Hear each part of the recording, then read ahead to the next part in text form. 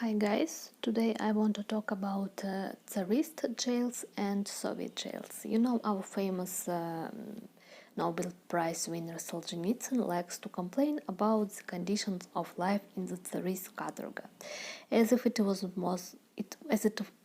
much easier than in the Gulag, and that Dostoevsky, who was arrested and spent time in Katorga, had really easy life compared with his Solzhenitsyn time in the Gulag. So is it true? Let's review it. Let's start with arrest. Both writers were arrested at the same age, let's say.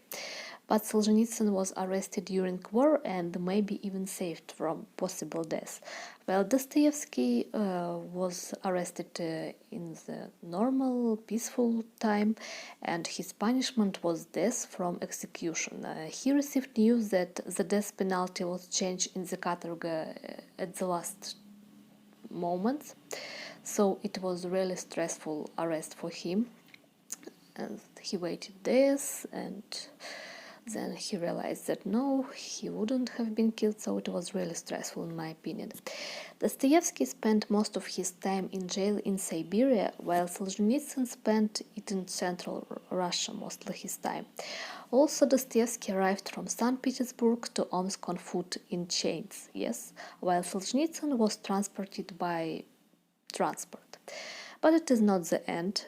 Several months in prisons and having to walk to Omsk didn't count as the start of Dostoevsky's term. It started from his arrival in Omsk, while Solzhenitsyn's term started at the time of his arrest. Food.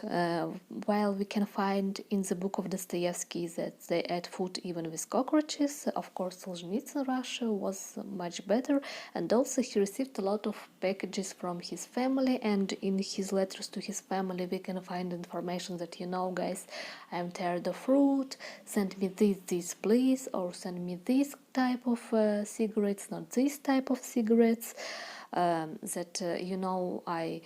sit, read a book and eat chocolate. Yes, it's something impossible in the Katorga. Free time. During free time, Solzhenitsyn was able to read books, any books, while Dostoevsky in Katorga was allowed just one book, and it was Bible. What else? Labor. So both writers should have worked in the prisons, in the jail.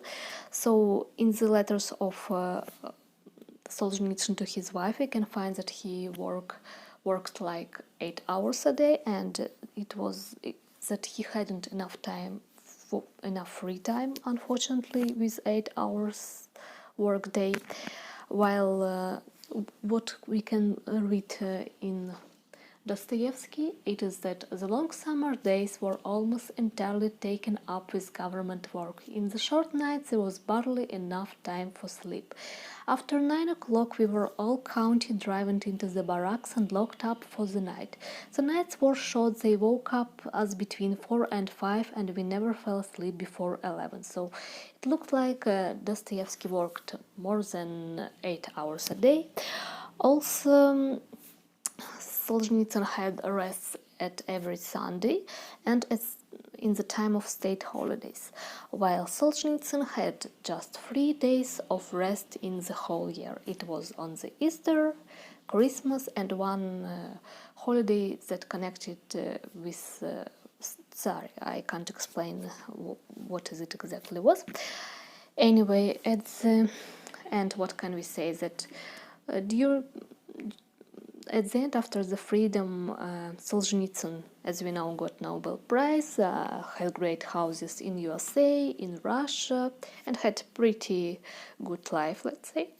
While Dostoevsky spent all of his time in debt, and as you see, it's another lie of Solzhenitsyn, that his term was much more difficult than tsarist Katorga, and you can see that tsarist Katorga was much more complicated and terrible than Gulag, but of course your propaganda won't say you about it.